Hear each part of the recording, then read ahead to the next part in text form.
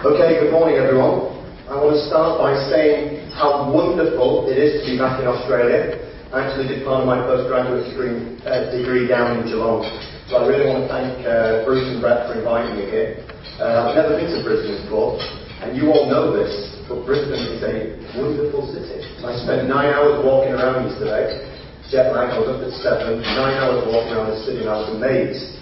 Some of the quality of the urban space in particular, down by the river, that whole walk is just incredible, riverside development. So it's been an eye-opener for me just spending a day in Brisbane already. Okay, before we start on the presentation, there was one significant omission in my biography, and that is, when it comes to tall buildings, I am completely schizophrenic. So you need to get this in your mind, and the reason I'm schizophrenic is because some of the stuff that I'm going to show you today could be interpreted as being highly critical of tall buildings around the world. So before I get highly critical, I want to say that I can get excited about any tall building project. The structural achievement, the economic achievements, the urban achievements. However, and this is the bit that hopefully gets you awake if you're not awake, I really think that 95% of tall buildings built around the world today are pretty crap pieces of design. And the reason for this, in my opinion, and this is me as an architect and as an architectural professor, is that they usually follow one of two design approaches. One is the vertical extrapolation of an efficient floor plan, i.e. the commercial model, or the second approach, the tall building is designed as a piece of iconic sculpture to sit in a city. And although this second approach can lead to more interesting tall buildings, the only relationship between the tall building and the city is a visual one. Here I am beautiful, behold me. And the problem with this is when it's just a visual sculptural thing, then that building can arguably be picked up and positioned in any city around the world. And we see it especially in tall buildings. Now, one of the things that I'm passionate about is foreign culture. You know, I've lived, Bruce mentioned some of the countries that I've lived and worked in. I've travelled across 7 continents. And I'm interested in the differences between places, not the similarities. And I think modern architecture generally, but tall buildings specifically, are actually working to homogenise cities around the world. And you see it quite typically. You'll see a tall building proposal for Dubai, which is not successful, crop up in Moscow, UK, North America. And I think that tall buildings need to evolve to become something far better in terms of the relation between the building and place, and that's one of the messages I'm putting across today. Before we get there, I'm just going to show you some of the trends in tall buildings that we picked up on doing some research at the council, what's driving some of those trends, and then the challenges focusing on sustainability in particular. So some trends, and probably none of this will come as a surprise to anybody, but hopefully you'll find it interesting. We've seen a massive increase in height in tall buildings. So that's a graph showing the average height of the 100 tallest buildings in the world. So the average height is increasing. That's the reality of where we are, the world's tallest building. Burj Dubai, not far off structurally topping out now. But in the history of the world's tallest building, no building has ever gone more than about 60 metres above the other one.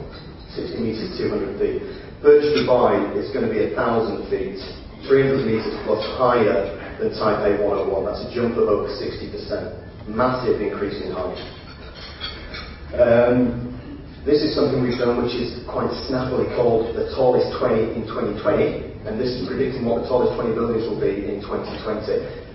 These are real proposals. By real proposals we mean they're on site, they've got planning permission or they're applying for planning permission, there's a full professional team working it up, there's money, there's a developer, and crucially they're in the public domain. Because there are a lot of projects, we see hypothetical proposals and proposals that are not in the public domain regularly. But these are real proposals. It doesn't necessarily mean that everyone is going to be built in the current climate, but they're real proposals.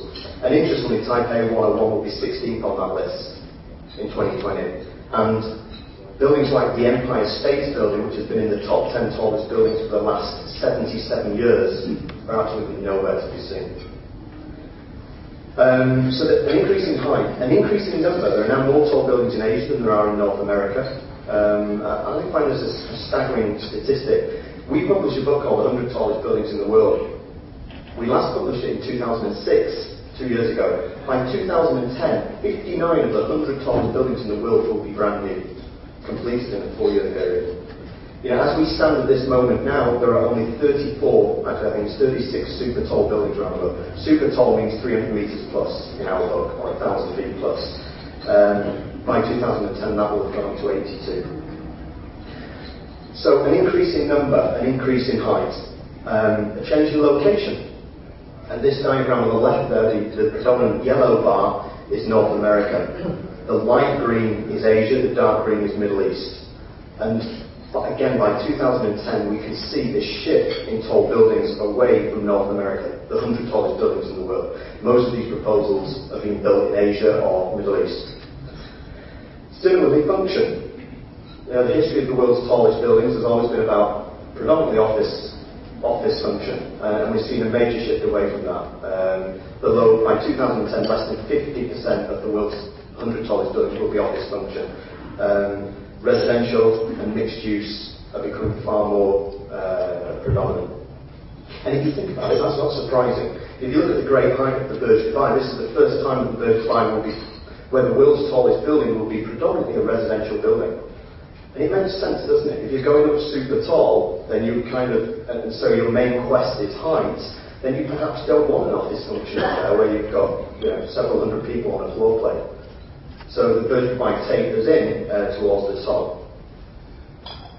Impact on lifts. We're seeing a change in material. Again, the predominant yellow-orange bar is steel construction. And you'll see by 2010 that's dropped to less than 20% of the 100 tallest buildings in the world will be steel construction. The majority will be composite construction or concrete. Bill Baker, who's the structural engineer with Skidmore, Owens and Merrill for the Burj Dubai, he puts this in a nutshell by saying, if you predicted 20 years ago where and what the world's tallest building would be, you'd have said 3 things with certainty, maybe 25 years ago. A, it'll be North America. B, it'll be office. And C, it'll be steel construction. Now the opposite is true. It'll be in Asia, it'll probably be residential, and it'll be composite or concrete construction. That's the Burj Dubai. And then another major trend which we're going to look at in this presentation is the change in aesthetics that's going on in tall buildings. What's driving it? The classic one, land prices around the world is certainly, and the desire to get a higher return on a plot of land, always been the driver for tall buildings. But other factors have come in. Global icons. Again, if you looked at the titles of tall buildings 10, 15 years ago, they had titles like the Chrysler Building, the Tribune Tower, Sears Tower. They were about projecting a corporation. That's changed. They have now titles like Taipei 101, Burj Dubai, Chicago Spire. The agenda's changed. There are still commercial organisations behind it, but really these projects are being promoted by cities and by countries, especially in developing nations, to project their competitiveness in a world market.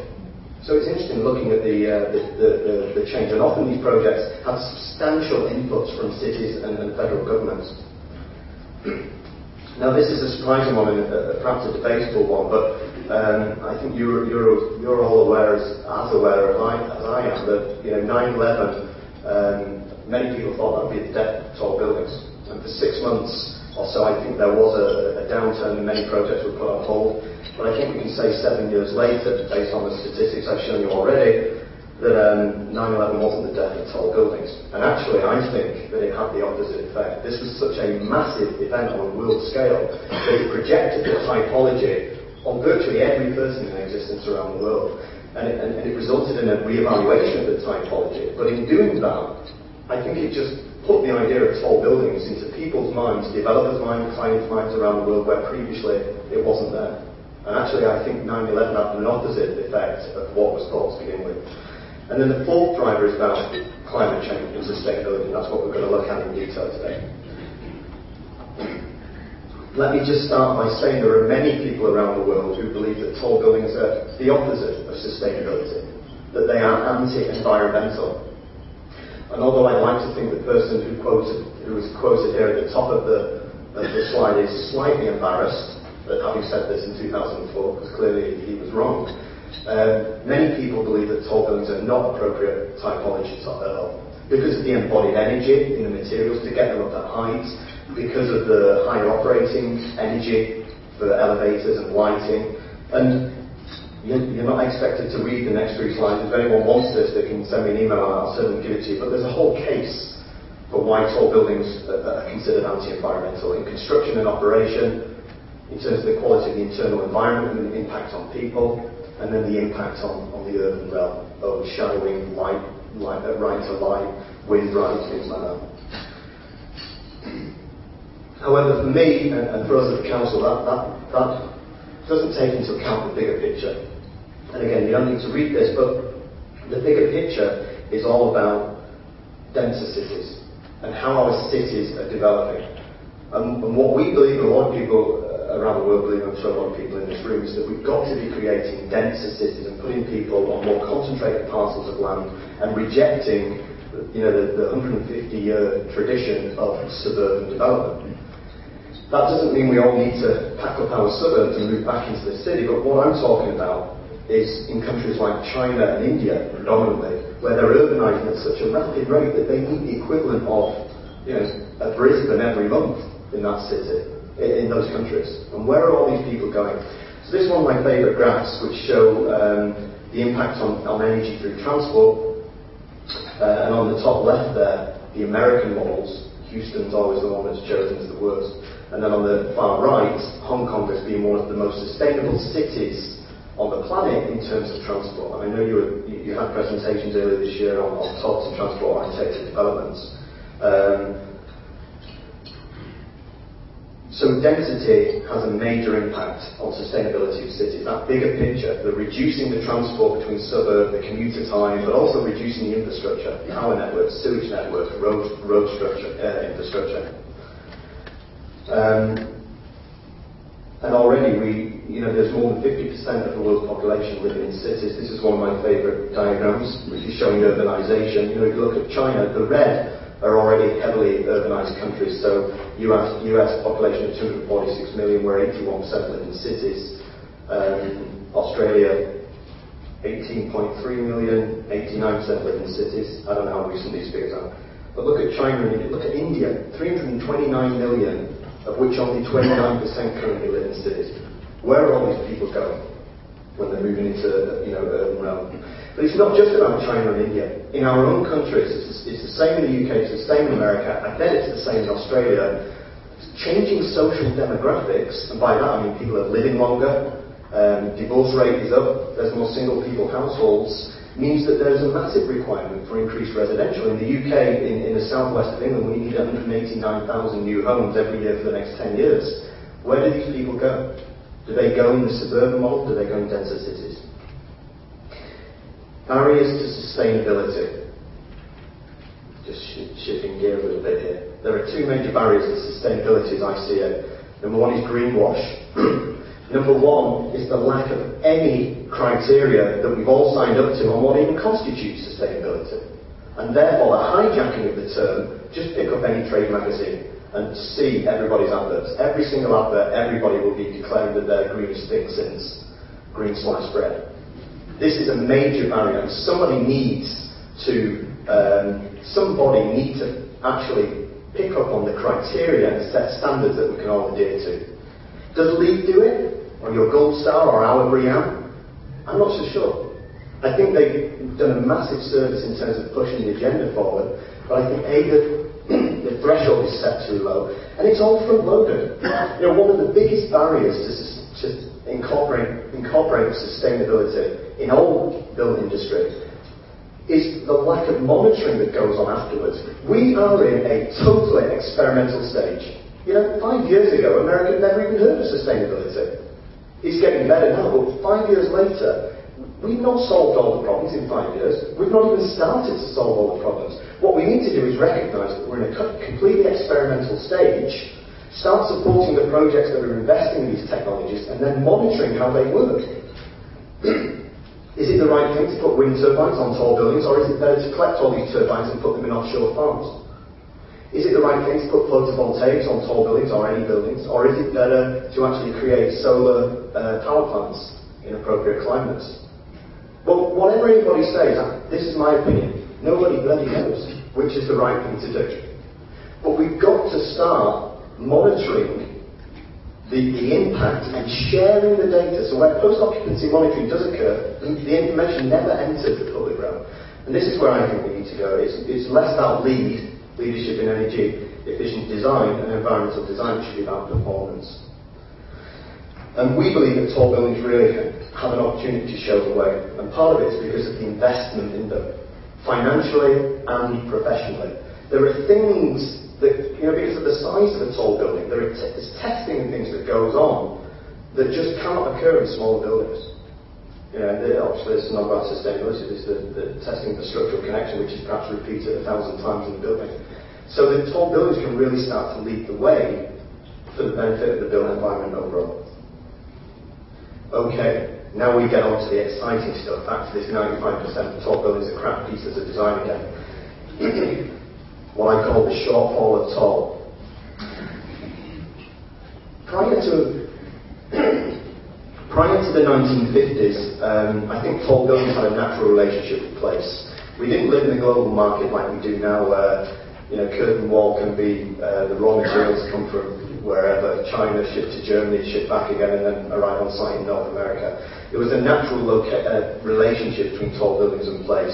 The building on the left there, one of my favourite buildings in Chicago, the whole Chicago window developed as a response to light, because lighting technologies were so low inside the building, so you needed to get maximum daylight in there.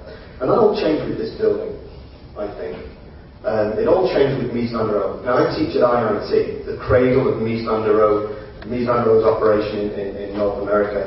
And it wasn't so much this building, which I think was very much of its time and an excellent piece of architecture. It was the complete hijacking of this model. This is the rectilinear, air-conditioned North American box, the highly efficient commercial model, set back from a plaza, liberated from its context by curtain walling, a enclosed box, completely disconnected from its surroundings, no openable windows, massively air-conditioned, of its time. But this was so successful that it was hijacked. I mean, even in Chicago, it was repeated 10 times by Mies van der Rohe on various sites. And it's been superpositioned all around the world. So, in London, Canary Wharf. Canary Wharf is a piece of Manhattan adrift in the East End of London. And this is what I'm rebelling against. I believe tall buildings in UK should be inspired by the specific criteria of the UK, as opposed to just being these commercial spaces. So we see the tallest building in the UK, number 1 Canada Square. And then we see the same architect doing something very similar in New York. Shouldn't these buildings be completely different? Does the picture of the pyramid changing make this building different, or the fact that one's clad in steel and the other in copper? I think this is why I get very disappointed about the design of tall buildings in many cases. I'm very passionate about Asia. I spent the best part of a decade working and living in Asia, in places like Jakarta. And it's the same thing. The rectilinear air-conditioned box, just some fun and games going on at the top, fun and games going on at the bottom. But there's no relationship between the fun and games and culture. The slide on the right-hand side there with the neoclassical, postmodern pediment on the top. Where is there a link between Seoul, South Korea, and Rome or Greece? If it was on the streets of Rome, we'd probably not be too happy about it anyway, but at least there's a cultural link there. So what movements are there away from this? Well, this is what I call literal cultural symbolism. It's still a rectilinear air-conditioned box, but it's in Indonesia, so we'll put a mosque-type thing on the top. Is that any better? Well, you make your own minds up. Literal cultural symbolism. We don't want to build a Western skyscraper, so we'll take the Chinese pagoda and we'll inflate it through 88 stories. Then a response? You make your own minds up. These two projects are really interesting. The one on the right there, Complex and Fox Shanghai World Financial Center, it's just been completed as the second tallest building in the world. I think history will view these two towers as being one of the best comparisons of any tall building projects, because they're right next door to each other in Shanghai. They're built by SOM and KPF, who built probably more high-rise buildings than anybody else.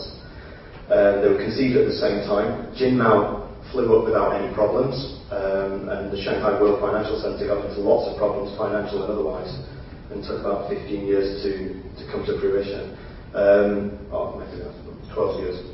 But one's an example of literal cultural symbolism, this Chinese pagoda inflated through HH stories, and the other one, compared to Fox, is abstract cultural symbolism.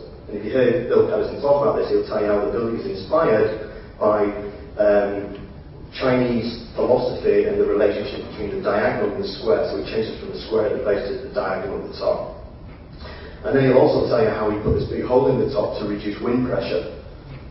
Because if you put a hole in there, the wind can go through and it reduces wind pressure, therefore impacting structure and embodied materials. And it's all architectural bullshit, is it not? If you're serious about reducing wind pressure, then you just stop the building below there, because there's no accommodation up there. Why not just be honest and say, I want a big hole in my building because I thought it would look great? Architects really do not help, in my opinion, in this dialogue. Okay, this project, and again, back to my schizophrenia, I love this project. I've worked in Kuala Lumpur for several years, and I love this project. But, I still feel it could be anywhere. Cesar Pele says that this building was inspired by the plan, Islamic geometry. But then once you've got the plan, it's still extruded vertically through 88 stories. And a far more interesting project exists in KL, about 2 miles from there, 2 or 3 miles, by a local architect, which is inspired by this same plan form. But it doesn't stay as this two-dimensional game. The Islamic inspiration comes up into the tower itself. So we see this Islamic expression within the facade of the building, which actually serves as a brise-de-l'air, as shading to the curtain wall which sits behind that. I think this is a really true Malaysian tower. So I want to show you a few projects, this rise of what I call environmental consciousness in high-rise design. What are these projects that are trying to do something different? And this was one of the first ones for me, 1984, SOM in the middle of the desert. I'm probably not the only one in this room who feels that it's a bit nonsensical to be building all glass towers in the middle of the desert and then putting shades and things on the outside to cut down the problems you created in the first place by building it all out of glass. So what are the alternatives? And this is one of the alternatives. To you it might look like an ugly lump of stone in the desert, but to me it's a building that's really rooted into place. And it's got this stone on the outside, and the curtain wall is inverted through a series of sky gardens which step up the building so that the glazing doesn't have any direct contact with the sun, and you're getting natural light through these sky gardens which step up. Actually, the precursor to Foster's Commerzbank a decade or so later. I think there are other projects in the Middle East which are more sensible in terms of their relationship to place. Some of my other architectural heroes, this is my only slide in Australia, by the way, but I think Harry Seidler has done some excellent work here in Australia and other places. Charles Correa in India,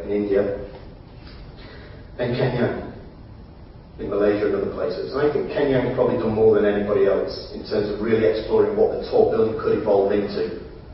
This wasn't his best project by any strength, but it was his first one to introduce all the elements, the sky gardens, the facade as kind of shield to what goes on behind, and the introduction of natural material into the building palette. Residential tower in northern Malaysia, completely extrapolated, pulled apart plan rather than a concentrated point, enclosed point, so that airflow can occur between and around all the residential, as it does in traditional vernacular architecture. But no one's been brave enough to build Ken Yang's best work, in my opinion. So actually the reality of his buildings in comparison to his ideas and the sketches can sometimes be disappointing. Greenery is interesting, this rise of greenery as a material which is really starting to gather pace here now. I mean, this was a very token effort. There are lots of buildings around the world where greenery is becoming an essential part of the material palette, which makes a lot of sense to me. Sometimes it gets a bit crazy. But this is an interesting project which was nominated for one of our awards this year. Didn't win, but interesting in terms of greenery becoming a part of the facade. And I think we're really at an important juncture in tall building design. and it's the title of the presentation, Green on Grey, the Aesthetics of Tall Building Design. And I like this slide because it sums up where we're at for me. Two architects that have probably done more to further the causes of the Eco Tower than any other architect. On the left, Norman Foster with the Commerce Bank, and on the right, Ken Yang with a proposal which wasn't built. Norman Foster, I think, has probably done more to build true environmental towers than anybody else. However, for me, he's not really progressed the aesthetics of the tall building beyond the modernist box from 50 years ago. It's still the same steel and glass construction. Some of it is beautiful, schizophrenia again, but I think that with the challenges of climate change, we've got an opportunity to really evolve the tall building to what it could become as an expression, as well as operation in terms of how it functions and how much energy it uses. So this is Foster's Commerce Bank, which is probably the best eco tower ever built in terms of quality of internal space, operating energy, and various other things. The access to light, the communal space. You know, this project has a saleable efficiency of 53%. So when developers say to me, because I'm going to show you some crazy stuff in a minute, and people after are going to say to me, well, that was all well and good, Antony, but you live in a utopia with your students. And I acknowledge that I do. But what we need to concentrate on, for me, are the conditions that allow the best architecture to occur. And this was a private building for a headquarters for Commerce Bank. But for all of you that are developing towers that have to be, 75% plus saleable efficiency, this tower has 53% saleable efficiency, because there's a huge atrium up the middle, and then there's these huge sky gardens stepping round. So the developer of this project, the client of this project, didn't go for maximum saleable efficiency, i.e. stuffing every space that could be stuffed with floor plate. He had a different agenda. And the quality of the internal space, which would have an impact, and increasingly will have an impact on the amount that you can get per square, for rental per square foot, or sale per square foot. If it came on the private market, I'm sure that the owner would be able to get a lot more money out of this building through the energy consumption and also the quality of the internal space. So Foster, I think, has done some incredible work, but he still promotes the same architectural bullshit. Is this the best tall building in London? Probably. This Swiss retail? Probably. We don't have many tall buildings in London, but is it a true environmental tower? Well, if it is, why is it the same through 360 degrees? Because the wind's not the same through 360 degrees, the sun isn't, and the city certainly isn't the same. It's a piece of sculpture. It may have some environmental features within it, many of which are to be applauded, but it's been designed as a piece of sculpture to be beheld. I am beautiful, observe me. I think tall buildings need to be much more than that. Same with hers. And then what we're seeing now are these technologies pushed to the forefront, where they become an important part of the aesthetic, something to be glorified in the building. And back to the schizophrenia thing, these are the kind of projects I think we need to support, because they're investing in technologies for the greater good of us all. This project on the right here, those wind turbines are now turning. They're the largest building-mounted wind turbines in the world. But what we need to know is, a year down the line, how much of the energy did they provide? And I'll tell you, if it's 4 or 5%, I think they've done pretty well. That's my feeling.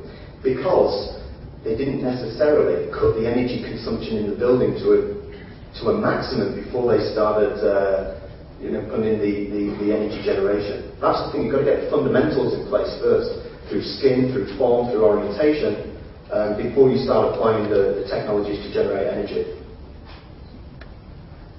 And we're seeing this all over, where environmental technologies are driving the form of the building, expression of the building.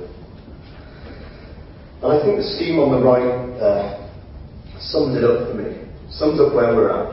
That's Cook and Fox's almost completed Bank of America Tower in New York.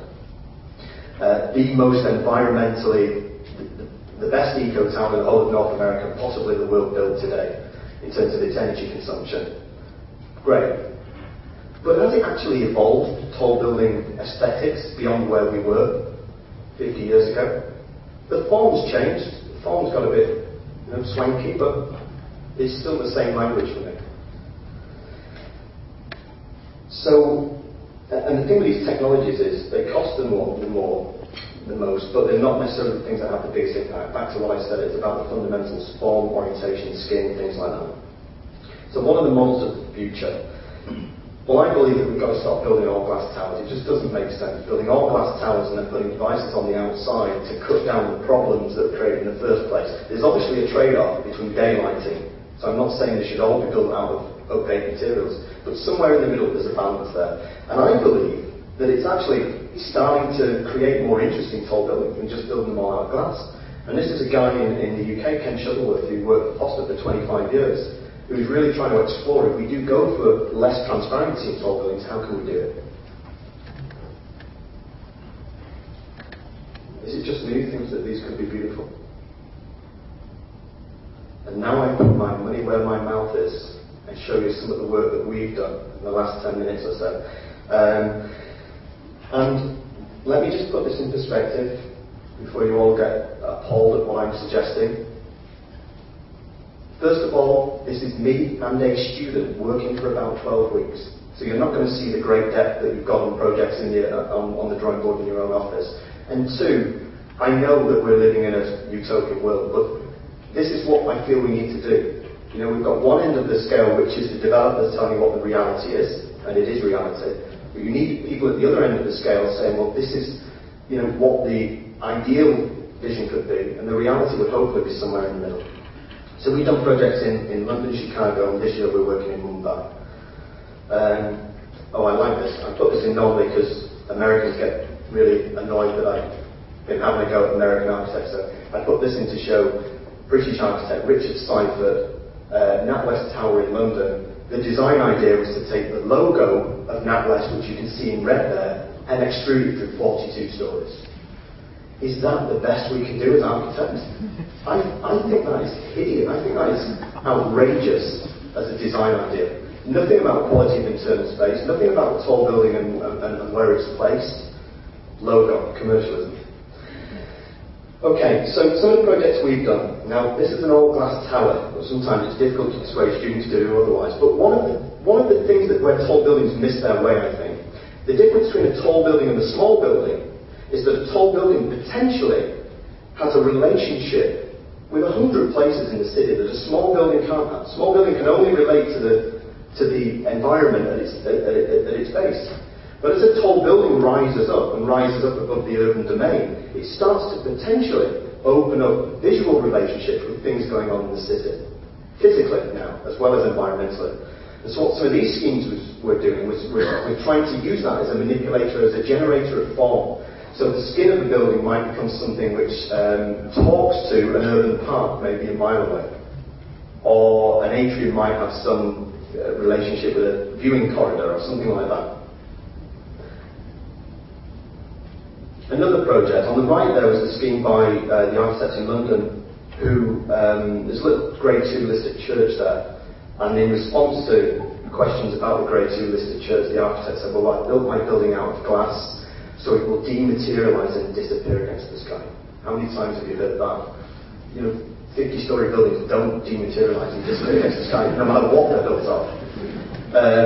The project we did on the left there was acknowledging this church and at least letting that have an impact on the building design. There were other things working here as well. We had a slim office tower and a residential tower. Most of our projects are mixed use, looking at how you could combine office and residential together. There was a structural rationale to it as well. Anyway, I just want to get these across as ideas because there's a few of them, just ideas.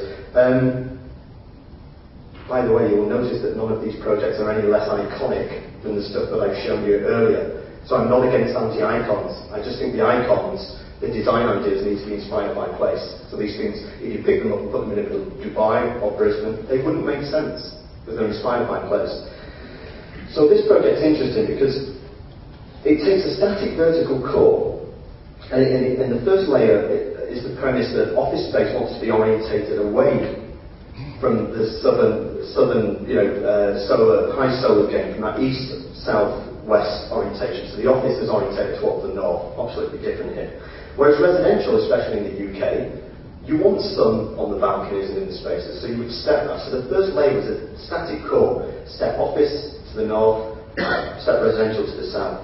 The second layer then is this twisting, depending on what's going on in the city at different horizons, different views of and from the building. Oh, there was other layers which I haven't put in there. And so this building became a series of communities, office and residential, which twist and step in and out as they go up the building, and then create these external surfaces, the gardens, sky gardens as you grow up. I just think that would be incredible. And the structural engineers in the audience said, no building with it. Well, we did a skybox version 2 of it, working with Arabs last year, and we actually got that to work structurally. Really quite exciting. So if it's a good idea to put wind turbines on tall buildings, then what's the best way to do it? We know to get it up the highest we can get it is a good idea, because power out is directly proportional to wind speed in. Is it good to have 3 big turbines, or is it better to have an amalgam of smaller turbines, not least so if one of those turbines breaks down, you're still getting output? So this was a project where we looked at creating a wind farm on top of the building. There are other things going on here. It leans in towards the south to cut down the angle of incident sun on the facade. This is interesting. Hopefully you've all seen this technology. A lot of people believe this is the way forward for energy generation. Solar thermal power plants in the desert, in Seville in Spain, in Arizona in the US. Basically, big areas of mirrors concentrating the sun onto a solar thermal collector, and the energy is stored in different ways, but one of the ways is through creating steam and steam driving a generator. Could that be employed in tall building technology? Could the facade become this solar thermal collector?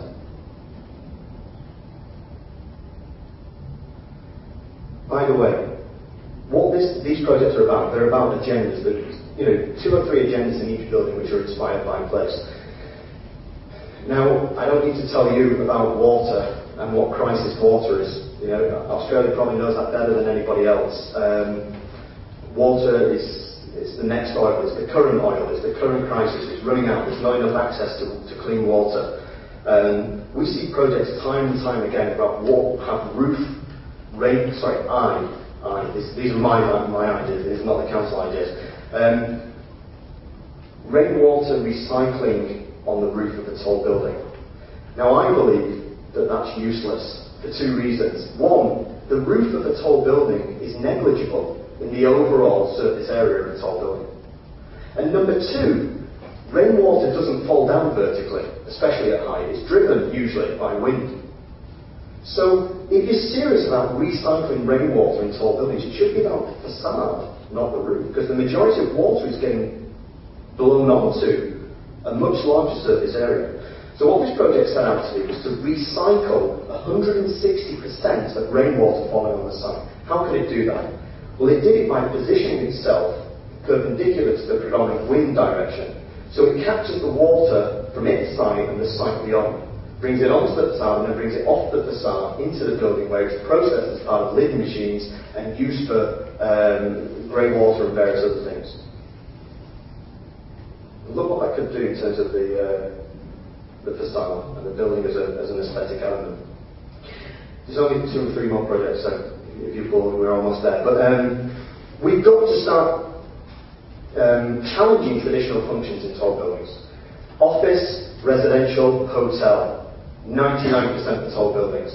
And so many tall buildings, they put a bookshop in the lobby, put a restaurant on the top, and they call themselves mixed use. That is not mixed use. We define mixed use. Any single function needs to be minimum 50% of the total floor area in our high definitions. But we need to, this is the thing with sustainability. We've got to do one thing and make it count for 5. We've got to start intensifying every carbon expenditure in terms of materials. So this element on the south of the building, or on the east-west-south wrap of the building, was shielding from excessive solar glare into the glass building. But it also became a national centre of excellence for rock climbing. You're supposed to laugh at me. What a crazy idea. Now, is that a crazy idea? Okay, yeah, probably. But it saves building a national centre of excellence for rock climbing somewhere else. Arguably, you just use a mountain, but it's not always possible in urban areas. But think what that could do to our cities. for very little effort, if you just actually intensified and thought about the skin itself. Imagine you sat in your office, see someone go climbing past you at lunchtime. I'm just nipping out for a rock climb. I see one. But other things, could liquid tune dampers be used for swimming pools? And structural engineers in the audience will instantly say, no. But how can we do one thing and make it count for 5? Urban farming is not a silly idea.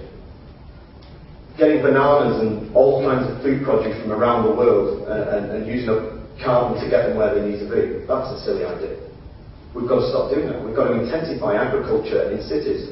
And this is a vertical farm project, which looked to create basically a big ETFE skin on top of an existing building in Canary Wharf, where the agriculture is grown through a system of hydroponics. There's a lot of people around the world that are doing real research into this. This was a project we did a few years ago. It was actually driven by other factors, not just food production. It could be incredible. And taking that a stage further, Chicago has a reputation of being one of the greenest cities in the world. This is partly inspired because it has more green roof than any other city in the world through direct city policies that have been put in place. So it has a lot of green roof.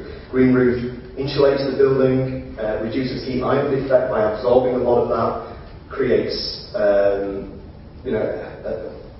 well, they're pretty good, as I'm sure you all know. Recreational space. But what would happen if we started to link up the green roofs? And this brings in the final idea that I want to put across to you today, something I'm very passionate about, which is sky bridges, connections between buildings. But if we started to link the green roofs, then suddenly we've got a new circularity conduit in the city. And we potentially can increase the usefulness of these green roofs for recreation, but also for produce. Vegetables, cows, sheep, goats, up there. And the building becomes an interface on how to get this stuff, vertically.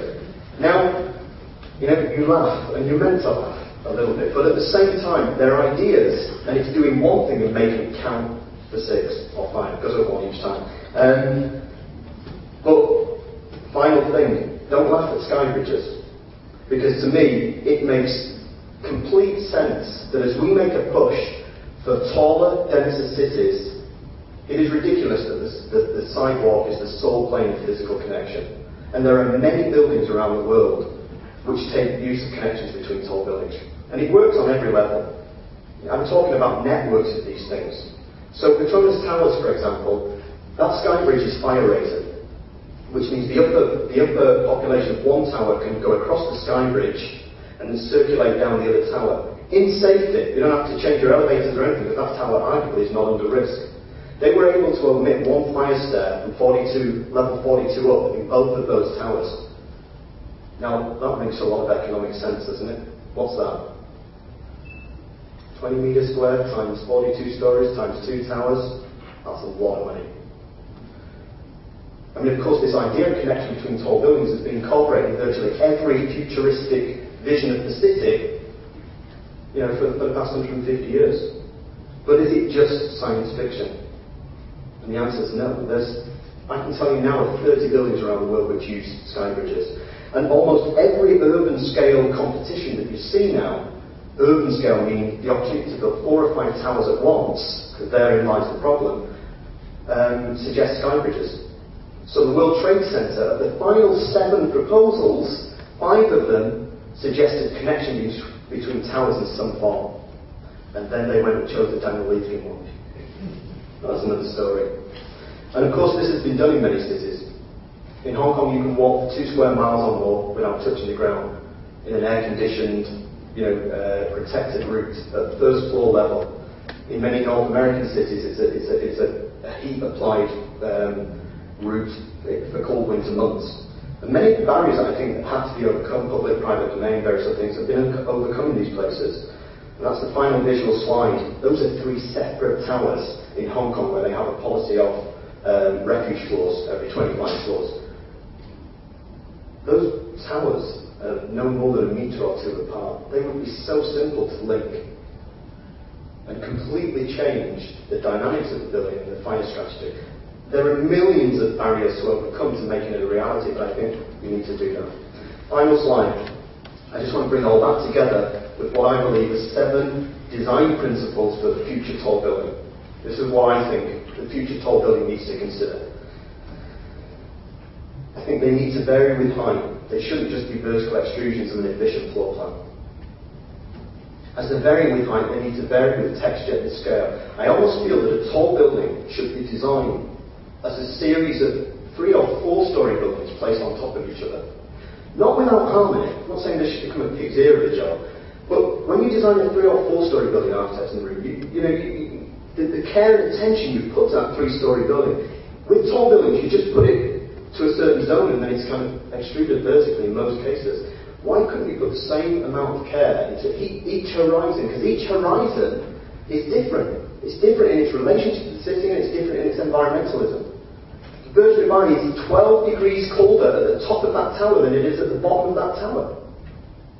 12 degrees. Think how that could be used in the building. So, new functions need to be introduced. Communal open recreational spaces are vital, especially in residential building. I think the Commerce Bank could become a model for residential buildings, even though it's an office building. I think we've got to stop building all glass towers and then going to material and structural gymnastics to solve the problem we created in the first place. I think organic matter should become an essential part of the material palette. We should start to literally greenhouse cities, both facade and roofs. And I think we need more physical, circulatory, social and programmatic connections. We've got to not only sky bridges, but to break down tall buildings as isolationist, iconic pieces of sculpture. And that's the main message I put over today. Thank you for your attention.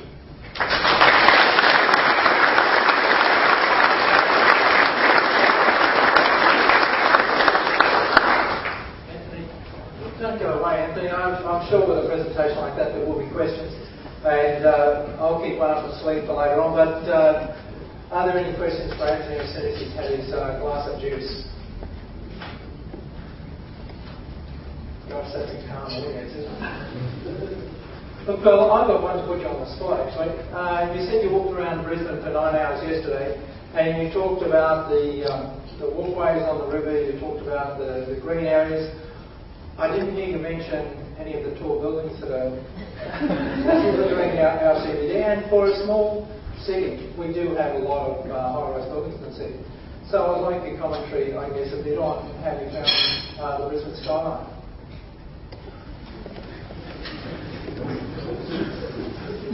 See, Brett, it happened, huh? You told me I was going to get asked this.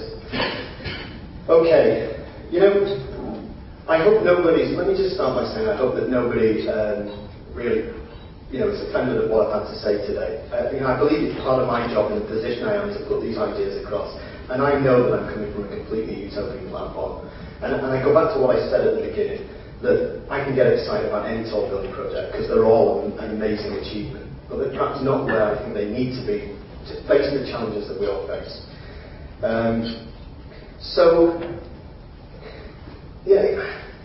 Hong Kong.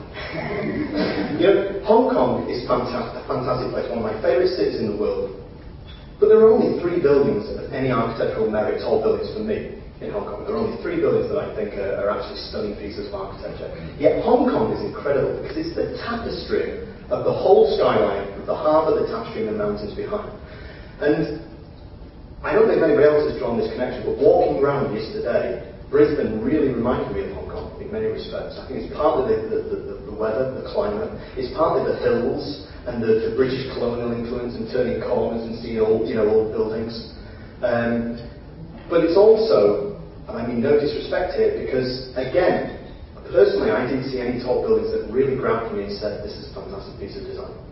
I think where your tall buildings are very successful is how they hit the urban plane and some of the urban spaces and the compactness of your city and the fact that you can walk around it very pleasantly without any problem. What I found in Brisbane, which I don't quite understand where it's come from, is I talked about these horizons and things changing as they go up vertically, and I think we should do that. But I also mentioned this with harmony. harmony. And what I saw in a lot of the tall buildings in Brisbane, they're obviously mixed use. There's several buildings that are mixed use, but it seems to me that the residential element has been just plonked on top of the office element, which is often plonked on top of the car parking element.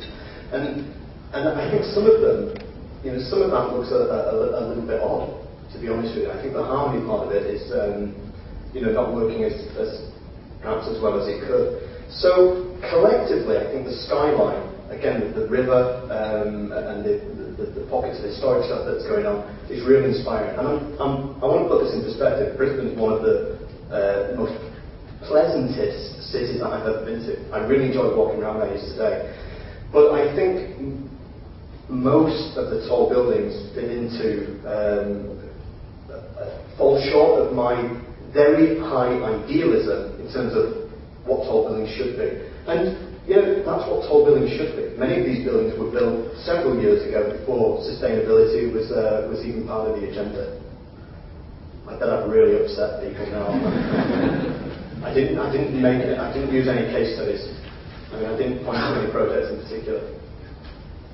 Are there any other questions? Brett? Anthony, you mentioned last night about one of the research projects in Chicago about measuring one of the existing buildings that's been constructed. I think it'd be interesting for the audience to talk a little bit about that. Yeah, I think you're right, actually. This is what I want. 3 weeks ago, I had a developer in Chicago come to me at Council on Tall Buildings saying, my building's almost structurally topped out. We didn't go for the lead, and I regret it now. I've sold 90% of the apartments already, so so the project's been a success. But I want to. Some of my people that are buying these apartments want to know what are the environmental credits or performance of my building, and how can we go about projecting this. Partly as a piece of marketing for his next project, and. I went off on one like I have today about the lack of performance monitoring and then the lack of release of data. And I said, what you need to do is monitor. You're telling me that your skin saves 50% energy over a standard, over the project you did 4 years before that. Okay, well you need to monitor that. You need to monitor it. And what the conversation evolved into is this, and what we're going to do with this developer, we're doing this study. He's sold 90% of his apartments. So we're going to go, but they're not moving in for another 12 months because the project isn't finished. So we're setting up a research project where we're going to the 500 households that are going to move into that building, not all, but some of which will live in this suburban environment in a big house with 4 cars, out in the suburbs, commuting 2 hours into central Chicago and back every day.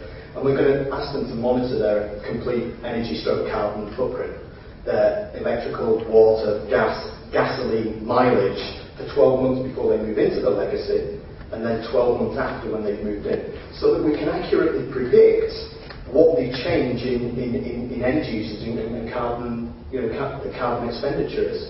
And that's what we need to be doing. That's not a very complicated rocket science project. But at the minute, everybody's saying, well, my building's going to do this, my building's going to do that, and nobody actually knows. Until we get hard data, no one will know what's working and what's not. So this is one of the projects that we're doing, or looking to do in the next couple of years. There must be an opportunity for that in Brisbane, I would have thought. Question over there? Anthony, you've looked at the utopian view of the development of tall buildings within a city context. Do you have a view about what a city can become in terms of, is there a physical limit on the size of the city, or is it governed by the design of buildings? I mean, what's your utopian view of the ideal world city? How big can it be? Can it go on endlessly if all the buildings are properly designed and integrated, or is there a limit to size? I don't think it can carry on going endlessly without putting the layers of the city back in at height. Going back to the sky bridges and all that. You just can't keep going because it just doesn't make economic sense. It doesn't make environmental sense. And I think the problem is that they're all weathered to the ground floor. So I think you can start to create cities in the sky if you create cities in the sky. All the functions that exist within a city, urban parks, the opportunity for communal space, need to be put back into the buildings and then put into layers within the buildings. And yes, I do think it's a very utopian vision, but I do think that that can occur. But we can't carry on just doing isolationist architecture and not putting those in. You know, residential buildings, there are two types of people who live in residential buildings. Those with money who choose to, and those with bugger all money who don't choose to and get put there. You know, never, that I'm aware of, or very rarely in the history of mankind, has social high-rise housing ever worked. Why is that? Because you don't put in the things that are important to allow a community and neighbourhood and all those things to develop in the building as they did in the low-rise domain that a lot of these people moved to. And that's why I said earlier, what we need to do is concentrate on the conditions that allow the best architecture to become a reality. So the Commerce Bank, these gardens and things that occur up there, I think that would be an excellent model for a residential building. Now, is it so utopian to say, well, that couldn't be a residential building because it would cost so much? Well, it would cost so much, but what we need to see perhaps is government investing in some of the spaces and functions inside that building in the same way that they invest in the urban domain. You know, whose responsibility, who are parks and roads and lighting and public transport, whose responsibility is that? Most cities of the world, it's government. Well, government needs to start investing in the same infrastructure in the vertical realm. So, to answer your question, I think there are big limits on verticality in the way that tall buildings and cities are being designed now. But in a completely utopian, 100, 200-year vision in the future, I don't think there needs to be. And with some of these cities, in some of the urban populations that are growing, you know, 20 million, 30 million, maybe that's what's got to happen. Question about? You said there's some serious shortcomings with the LEED system, the environmental rating. And do you see that the US Green Building Council is heading down the right track to develop that further, or do you think that's more something that's going to come from an international group such as yourself to come up with a completely more adequate rating tool? Or? Well, it's an excellent question. I think LEED has been brilliant. You know, I first gave a presentation in America about 4 or 5 years ago, and no one had even heard about green. And when I say no one, I mean, there were pockets of things going on, you know, but in terms of mainstream, no one had even heard of it. And LEED had just started, and nobody, you know, knew what the hell it was doing. So LEED has been brilliant in giving some tool to progress the agenda. But I just think it's set the barrier far too low. And a lot of things don't make sense. I think you get 1 point for agreeing to environmental monitoring, and you get 1 point for putting bike racks in. You know, which one are you going to do if you need an extra point? It's just all weighted in the wrong way. And you can have a LEED Platinum building without the building really being environmental at all. And although it's pushing it in the right direction, I just think the barriers are set too low. And again, it's utopian. And they're looking to change LEED, and I think they're trying to address some of those things. I don't know a lot about the gold star system, I have to be honest. But I would imagine most sustainability rating systems are being too easily manipulated down marketing and commercial ends. Anthony, just in the interest to keep you awake as close to 9 o'clock as we can, any other questions? I saw Anthony around a little later to take those questions, but I'll just ask for a vote of thanks from Matt. Thank you. Well, I've rarely been to such a thought-provoking breakfast topic, and I thank you for that. And it's a relief to find someone that will stand up here and tell us that we can build sustainable buildings tall.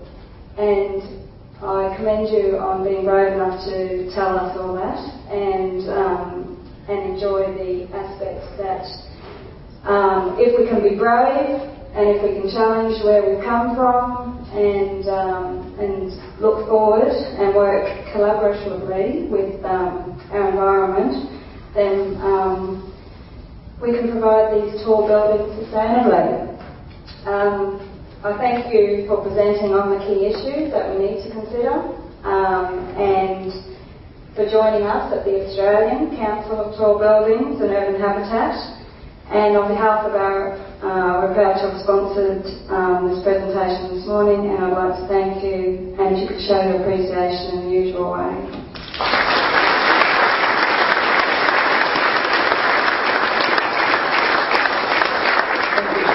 Thank you, Anthony. Thank you, everyone, for coming, and thank you to the Brisbane Club. Two important dates, of course.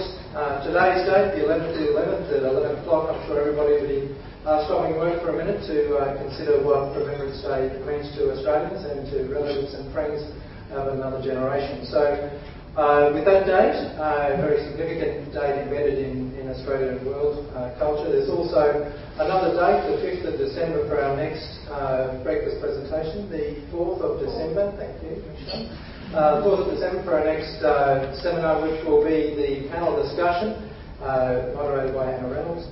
And hopefully we'll see most of you back there then. So thank you very much for coming, and don't forget to put the cards in the bowl at the back to see if you get a free attendance. Thank you.